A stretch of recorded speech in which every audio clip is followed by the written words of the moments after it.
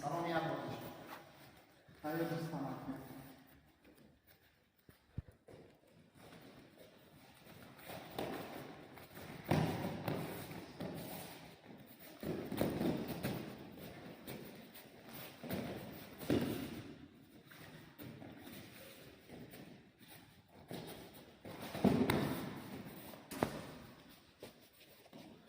Sözü hocam.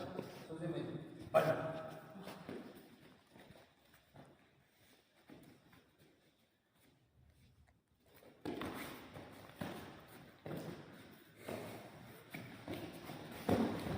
İngilizce bari cümle yapmayı inat kısmı.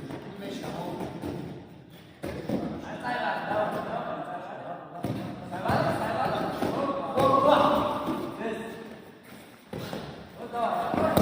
Udawana.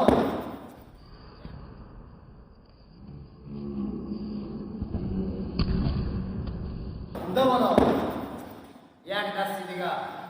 Šop davana. Dobra sob me čukura. Davne giri me giri.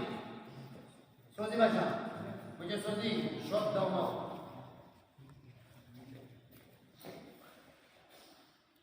Halo dobro. Jo ya tum har halo.